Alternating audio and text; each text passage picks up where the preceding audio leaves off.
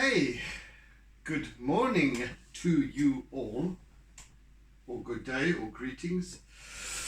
For me it's morning, before dawn in fact. It's just gone 4:30.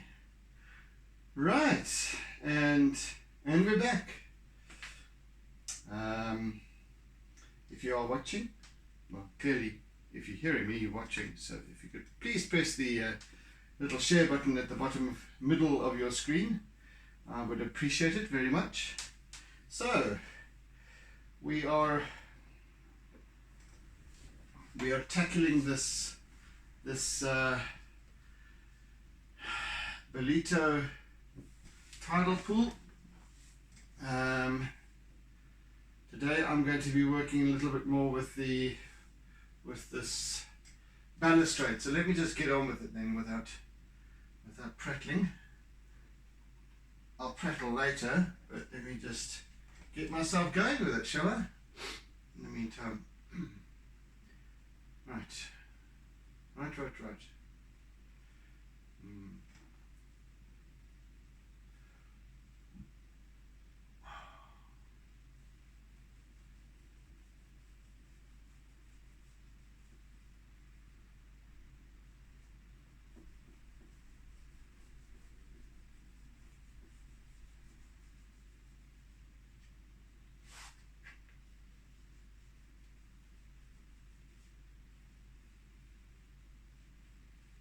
Got a bit of a kink in it.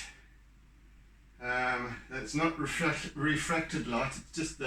It's just bent at a point.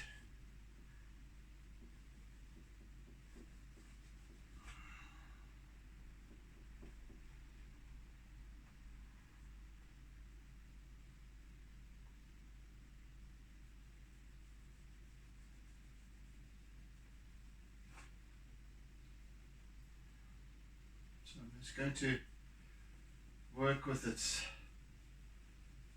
outline and shape and what have you in white to begin with. Let me just actually use my eraser and get some decent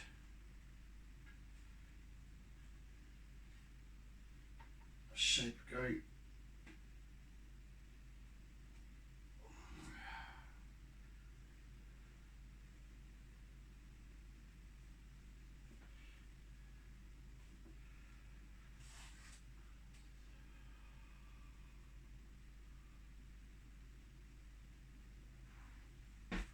Oh, dear me. Press too hard and they break.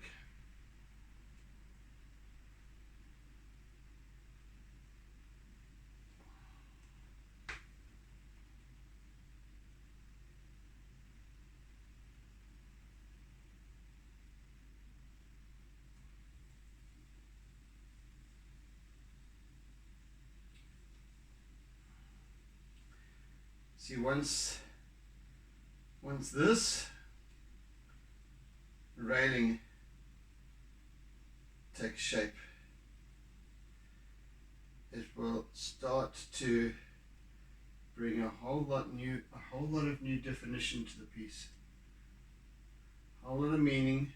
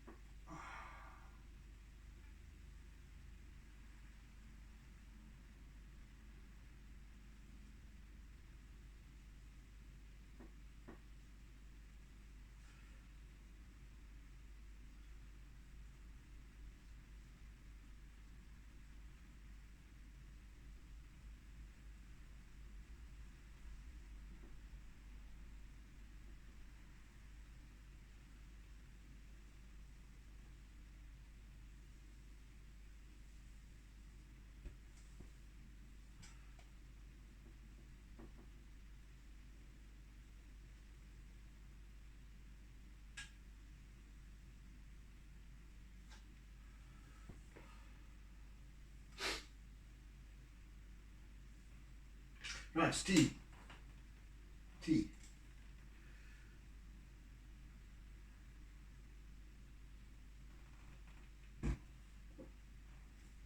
Ah, yes. Nice. Alrighty.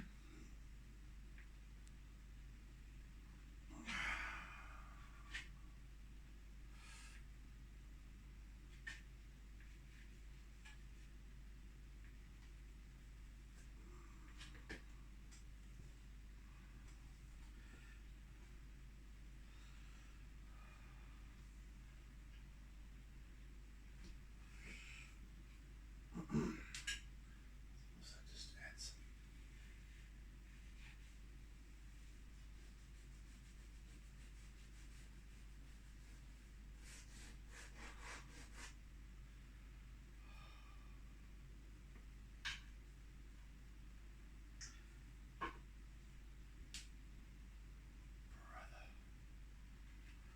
In fact, let me just get another piece of charcoal here on the go, because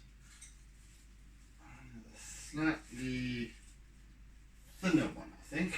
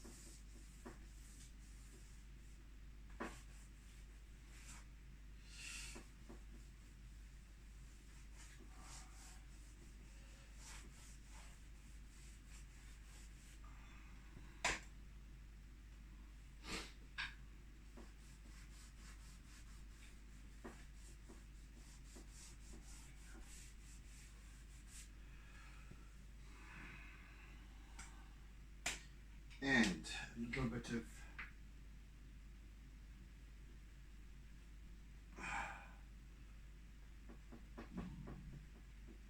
chalk pastel white top, just to create some definition with this is the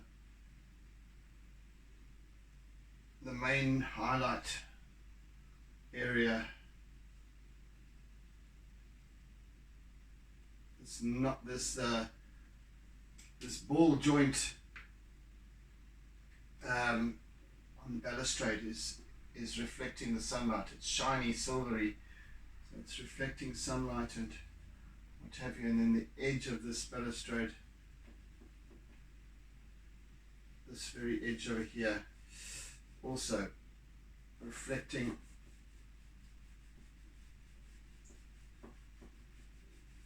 brightly.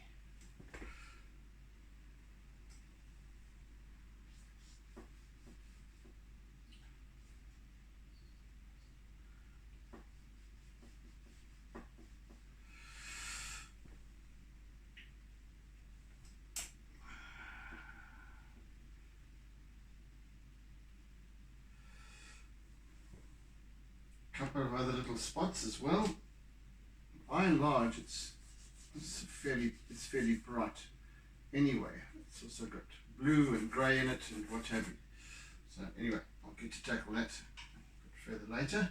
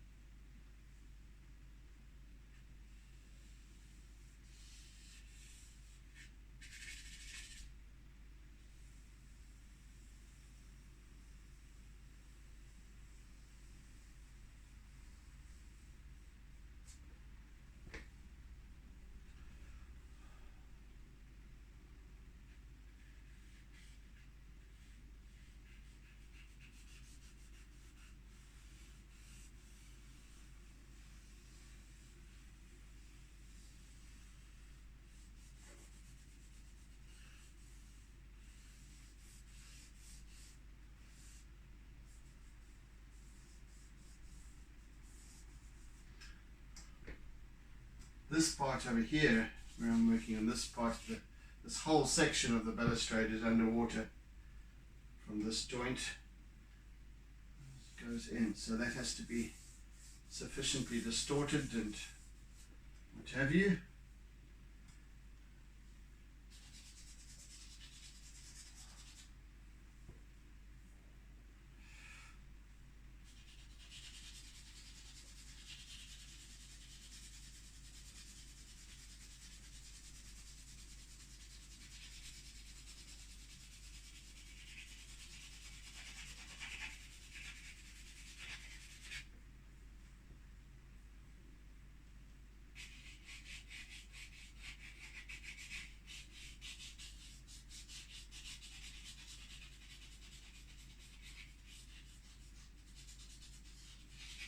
Shadows and what have you play over this as well.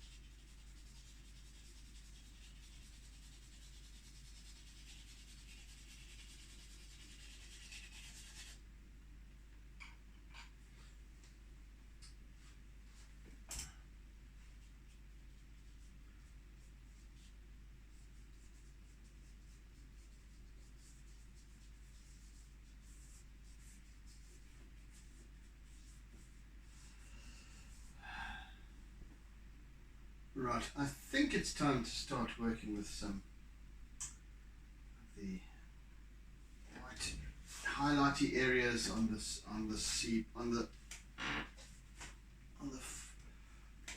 bed of the pool. So, which is what I'm going to do now.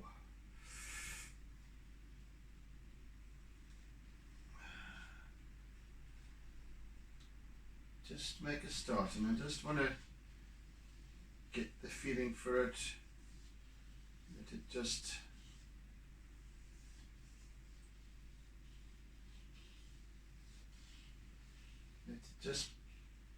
play out.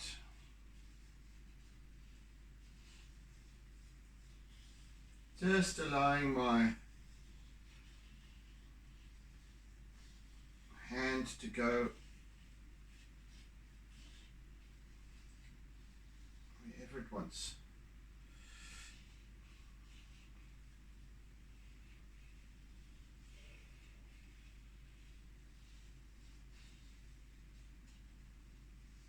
Allowing my hands to wander. Not with any shifty intentions, of course, but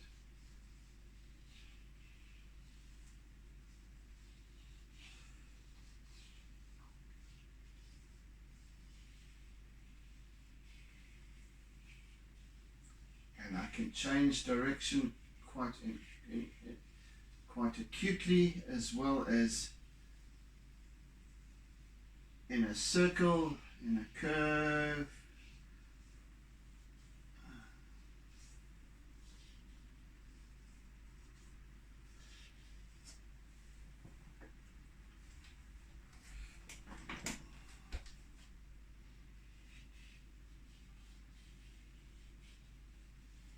And I'll be coming back over this again and again, just slowly but surely building up this,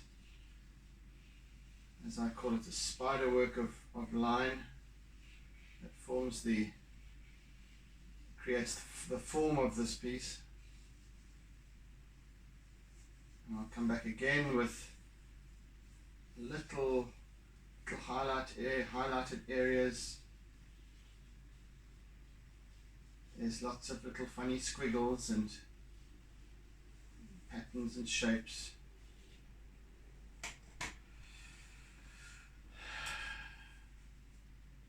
So the line is an intermediate layer all of its own. It starts to just, as I said, bring form to this mottled pattern I've got going on here.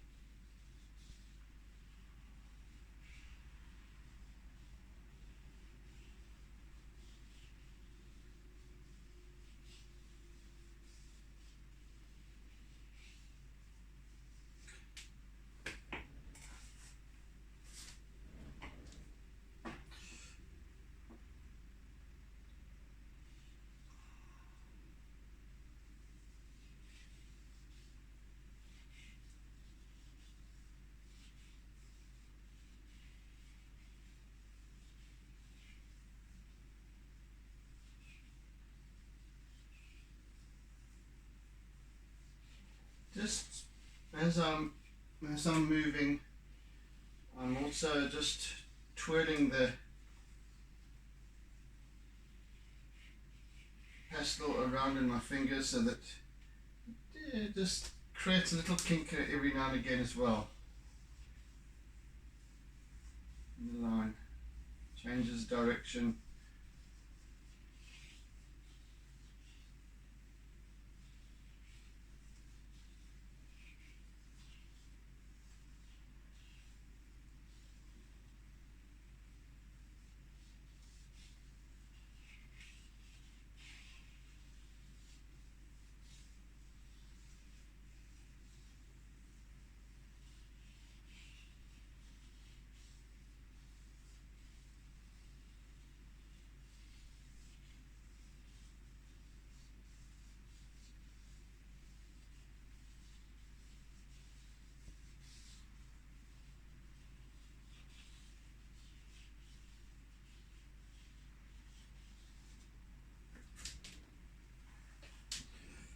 Slowly catchy monkey. As I said, this is going to be the part that really takes the most time, because it's a subtle building of layers to cover all this area. Adding dark, heavy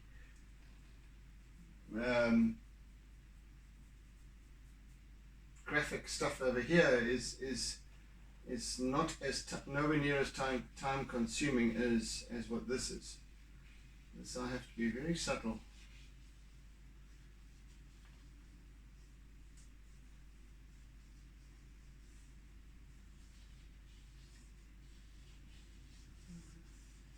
As I move further outwards, these patterns become less distinct.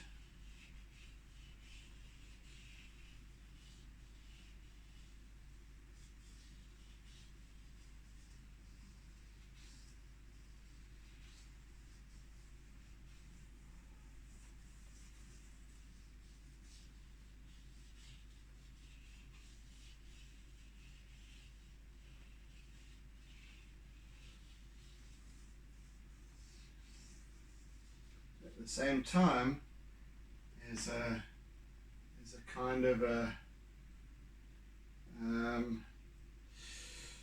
direction to this piece. If you can imagine, we're standing, let's say, for example, for argument's sake, our viewpoint is not centered. So our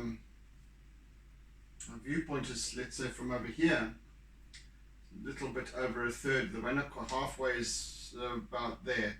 So just between halfway and a third is our viewpoint. So we've got this arc that goes from there to there. So the direction of this, call it a grain, I don't know, but how things align with our eyes. Many of these patterns are forming this kind of a circular effect around us, and it's very subtle again, but it's also how the eye perceives.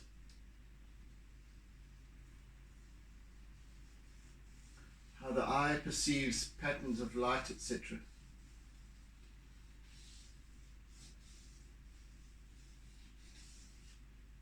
Just like that, when you're looking at the horizon, and there's that, or if you're looking at the sky above the horizon, and there's that,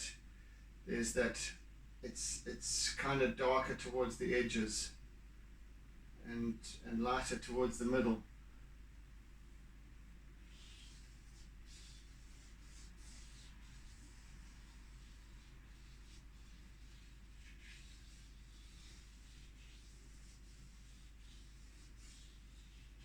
You don't pick this up if you're looking at it live, because your eye is continuously moving around, picking up different things and catching highlights and what have you. So you don't actually perceive this. What brings it together? Why does it have this? Why does it look a certain way? What constitutes what we see?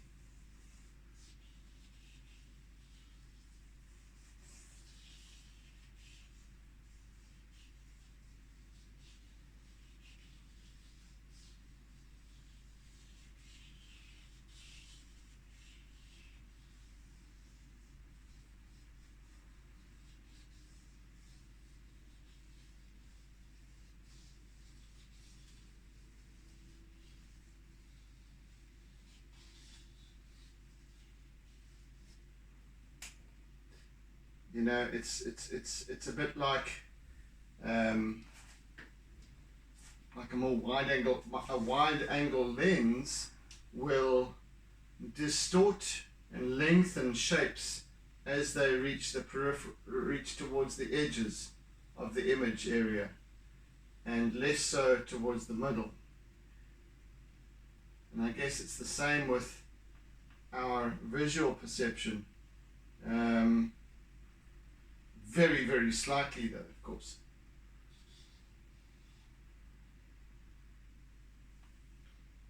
But if we were to keep our eyes steady in one direction and perceive what's towards the peripherals, it distorts somewhat.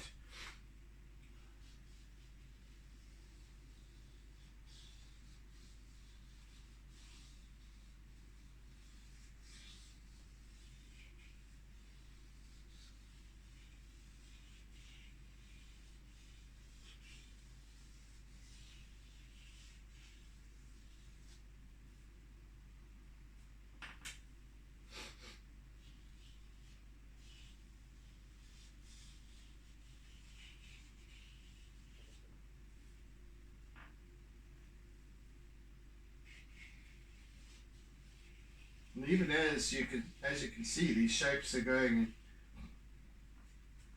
the line is going in different directions, but there's an overall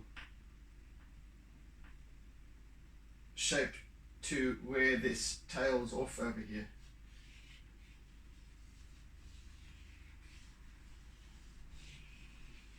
of a trend.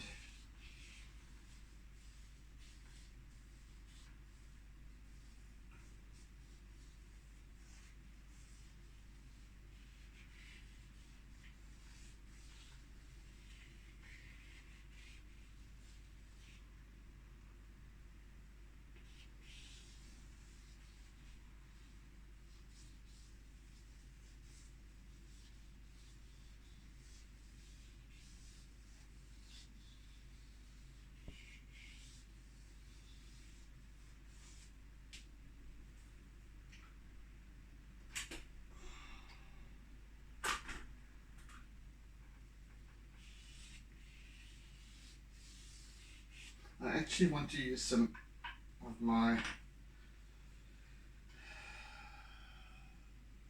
kind of a pale lilac at this point.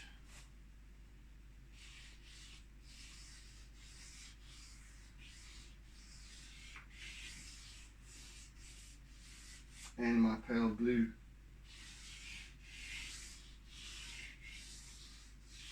Just to start very subtly getting this part where it reflects the sky above. Don't forget, again, with the foreground we're looking more down into the water, therefore the angle is not sufficient to bounce off the sky, to see the sky in the reflection. But as these subtle undulations in the water surface, I call them swells, not the ripples on top of the on the surface, but the swells themselves. There's this, as the angle changes, so we can now see the sky, but it's very, very subtle. Just a mere hint of this bluey, lilac-y kind of reflection. I'm going to try and depict what I mean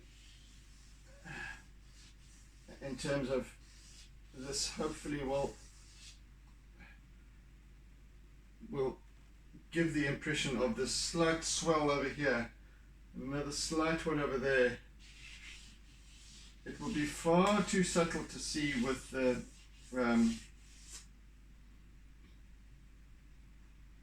video quality that I'm shooting on here, but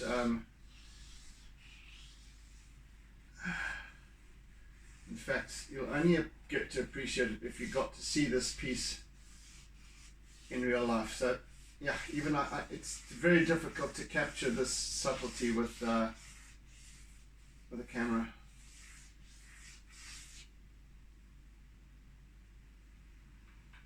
Not impossible, I suppose, but very difficult, especially with my limitations.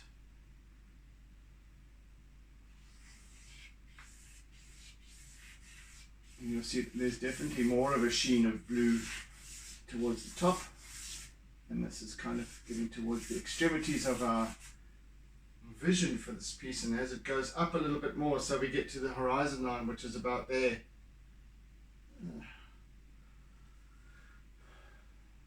But we're not working with that.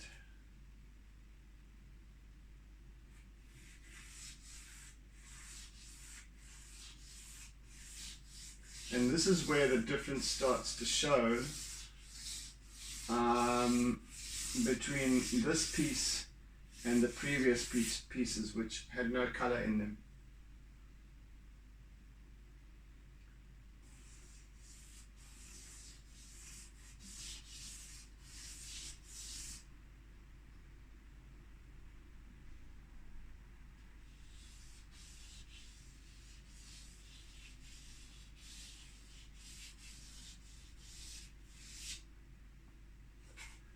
Sure, I need to be very, very subtle with this. Just the merest hint. Otherwise I shall see, I still want to keep the integrity of the color and patterns and what have you beneath on the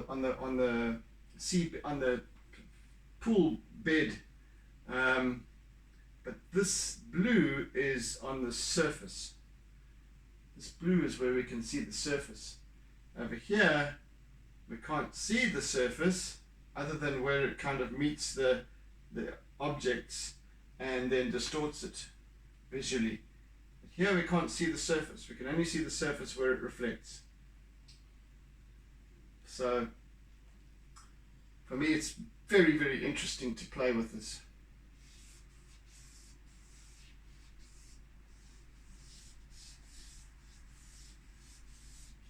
It's all really about illusion, because we can't actually see the surface. What we're seeing is not the water surface, it's a reflection of the sky above. And even the sky above is refracted light.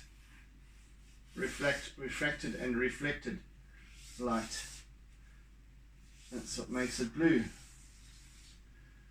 I might argue that if it was overcast, yes, we would still see, but it would be whiter, it wouldn't be bluer. Yeah, interesting. Anywho,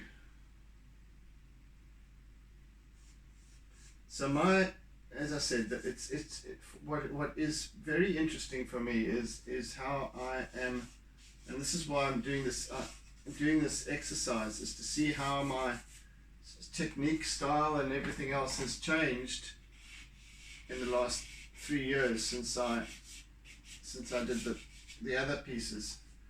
I did 3 in total, and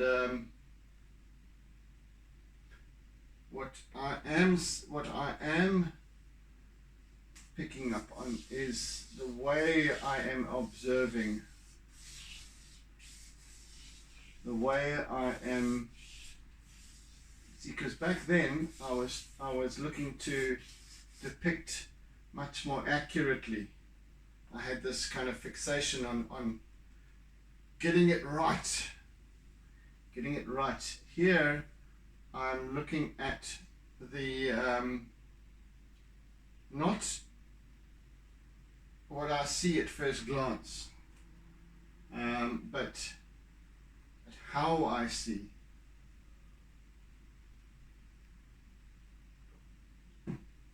How I interpret, etc. And this is why I'm putting it together here. And that's important, because I wasn't doing that before. I wasn't discussing and telling the story of what I'm doing, how I'm doing it, etc. I was just merely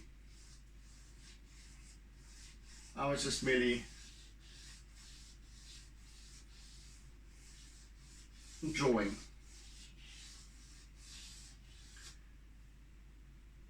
See, this gives me a much better understanding of what I'm doing here.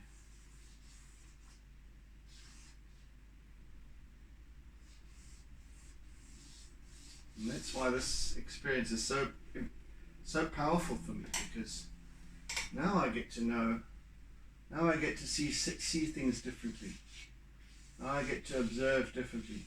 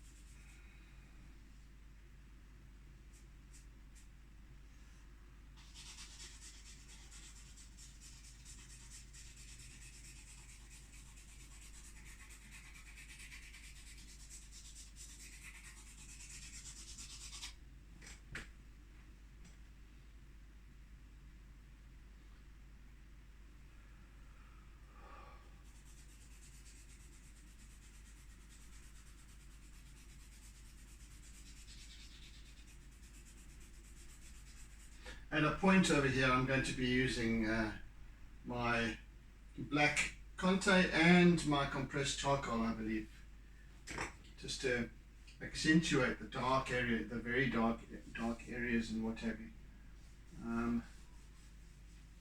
It's going to need it.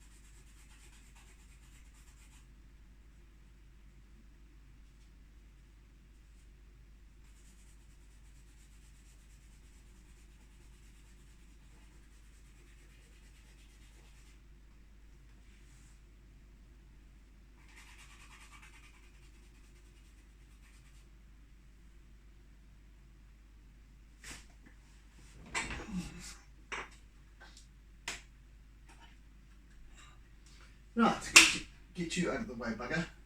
What's that? Goodness.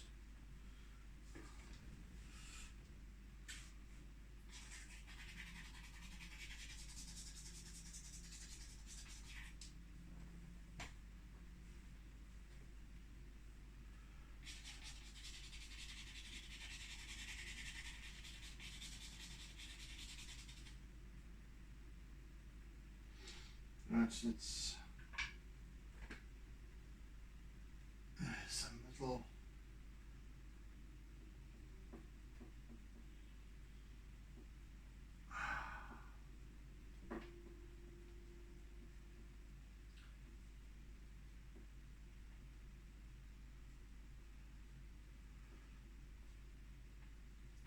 there's some little clams and limpets and funny things sitting on this just above the waterline, which obviously indicates that at this point we have pretty much a low tide.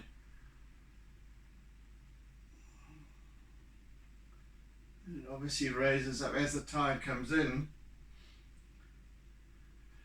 so it then covers these little things, and then they can filter for whatever food that comes with the water.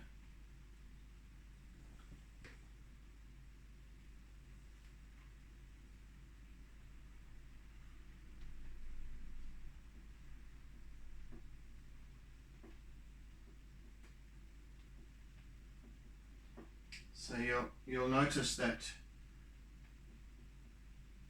these little clams and whatever they call them, limpets and what have you,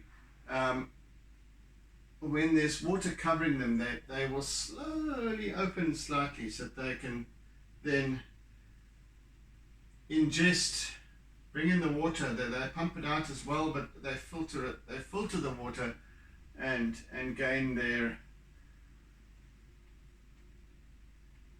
protein or whatever it is that they can.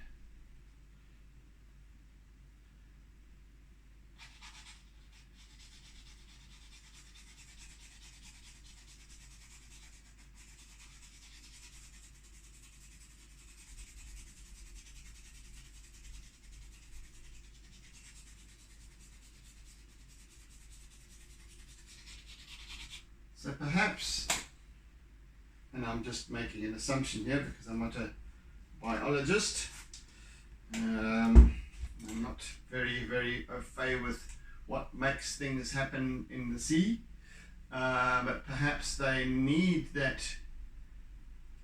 oxygen as well, so that they position themselves at around the midpoint of the tidal line, so that they become submerged. They can filter, take it in, and when when the water recedes, the water level recedes again, the tide goes out, so they can oxygenate or whatever it is. You'll often see these little things bubbling and carrying on as well. So, I don't know. Maybe they do need water. They don't breathe, I don't think. They don't have lungs and stuff. But anyway, it's a thought to ponder. I don't know.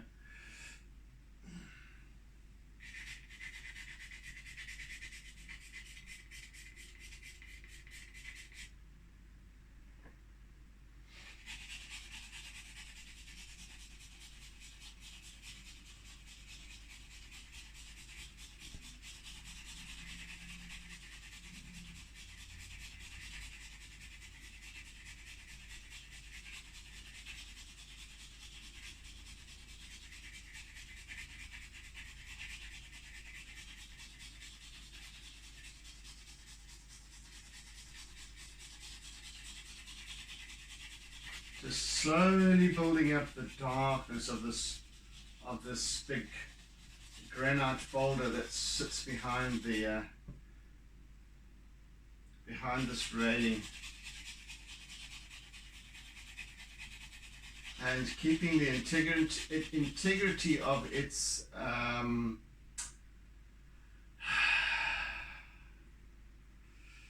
what's the word?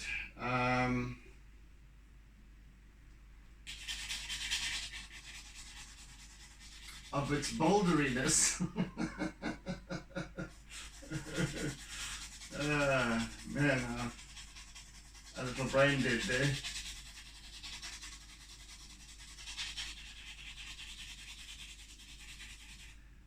Its texture. Here we go. It's the simple word I was looking for. So to keep the integrity of the texture, so it makes it so it still looks like a boulder. So it's got this sort of if you can imagine granite. If you look at if you look at a granite kitchen counter, it has the light and dark and light and dark. So in the same here. Basically, what they do is they just slice these big rocks up and so you get that same mottled effect. So by lightly going over this area, I am allowing the base paper grey to show through.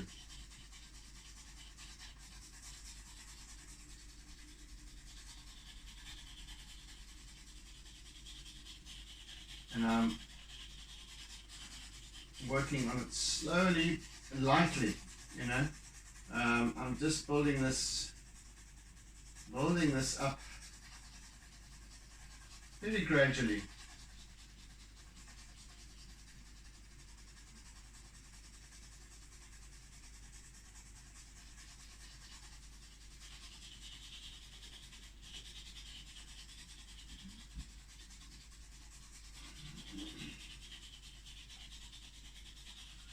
Once again, I cannot hope to get the actual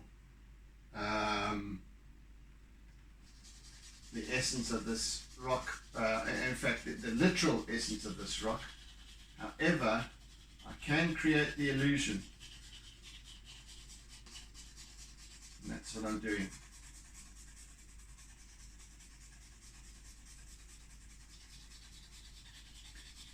So it looks sufficiently like it in order for the eye to then interpret, and then when the mind then goes, okay, it recognizes it sifts through memories and knowledge and all of that, and comes up with an answer. You might have a more specific answer than I do even. In fact, you might say, well, that's not granite, in fact it's something else. I don't know. I'm just going, well, big dark heavy rocks, granite. I don't know. There might not even not be, but so I'm just pulling on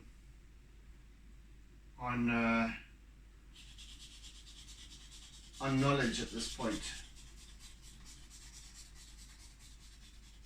my stored up knowledge. Sandstone different, sandstone more sandy colored. The texture is much lighter. It's softer. So that's how I tell the story of this, of a piece like this, for example. It's through feeling it. And because I'm not trying to get photorealism, I rely on the illusion such that what I share with you, or what I depict in this artwork, is sufficient for you to make up the rest on your own and add your own interpretations.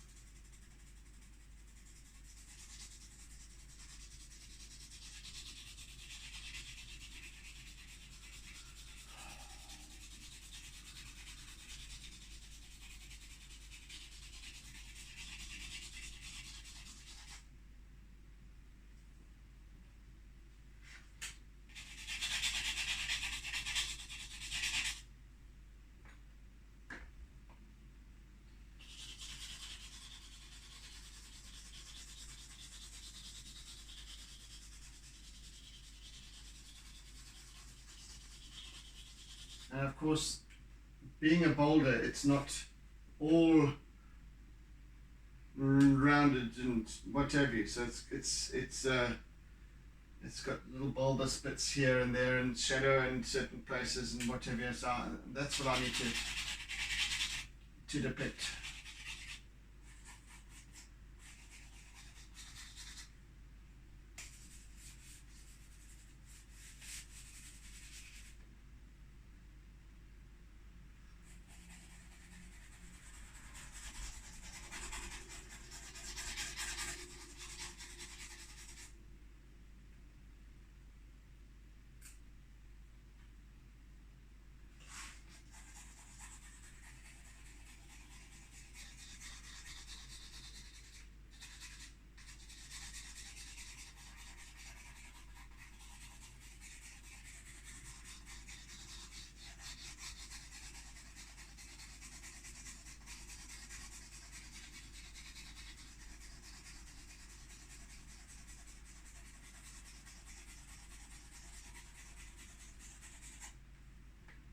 And again, there's a light play on this thing, that there's a direction to that. Just like, if you can imagine, that where the sun is, which is kind of sort of just slightly above and behind us, that's casting shadow. And when a shadow is cast, like for example, if you look at that, so I've got two different lights, one over there, one above, and you'll see where I don't know if you can see where as it come in, so that shadow, one goes that way, one goes that way. So there's a direction to it. So there's direction to the light, so I also have to follow that. It's also part of the illusion, very, very subtle, but it creates it has the desired effect, because I'm almost tricking the mind into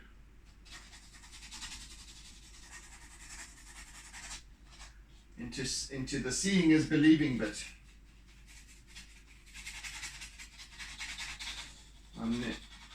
Another 5 minutes or so.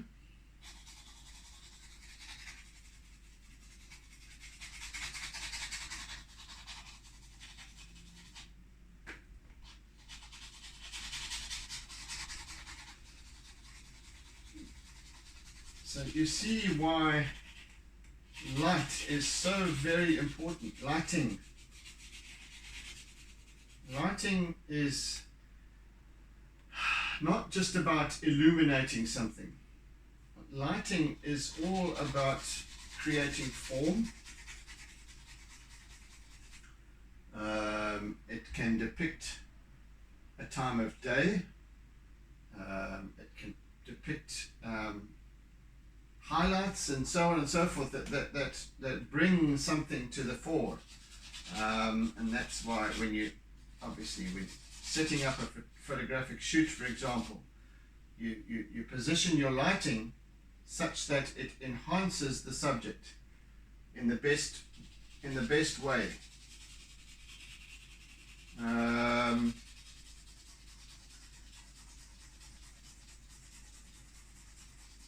It's also, and I ain't a photographer by any means, but the essence of choosing the time of day to shoot outdoors, for example, it's always best either very early in the morning, just before dawn, in fact, sometimes, or just after. You get that lovely soft light, or late in the afternoon, because now when the sun is directly above midday, you just get everything just blows out. You don't get much in the form of in shadows, so you don't get a lot of contrast. Everything is so.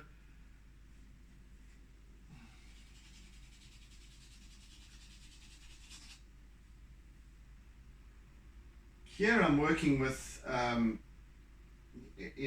of a mid-morning scenario,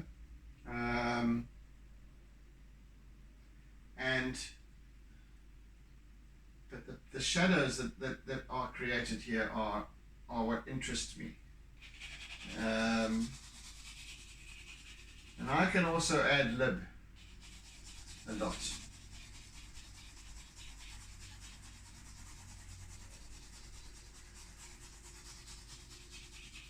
Mainly about that, what goes on over there.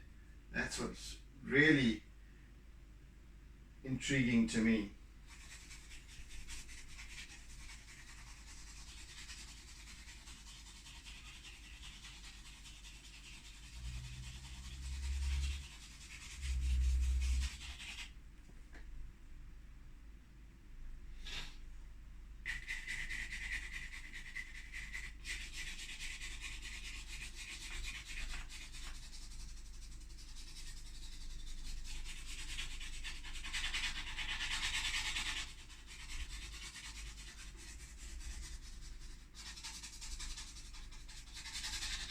Goodness gracious me, stop it.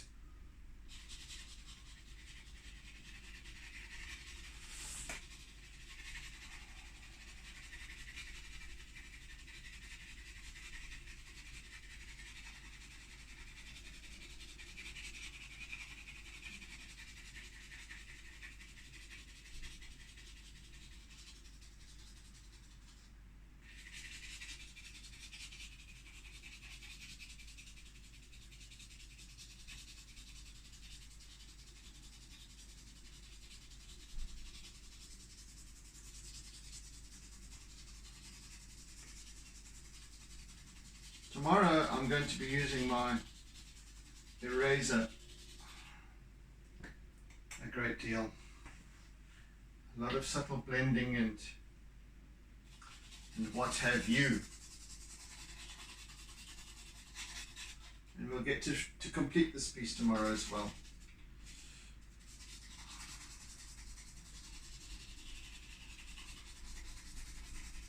Right, I think I am done for today.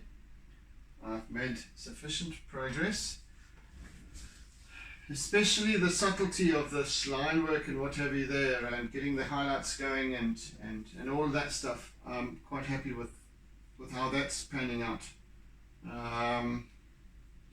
So yeah, we'll work it up to a finish tomorrow. Yeah, fantastic. Anyway, So thank you for joining, folks. It's always good to, for me to share my experience of this and the why factor, why I'm doing what I'm doing and how I'm observing and all this sort of stuff, which is fantastic.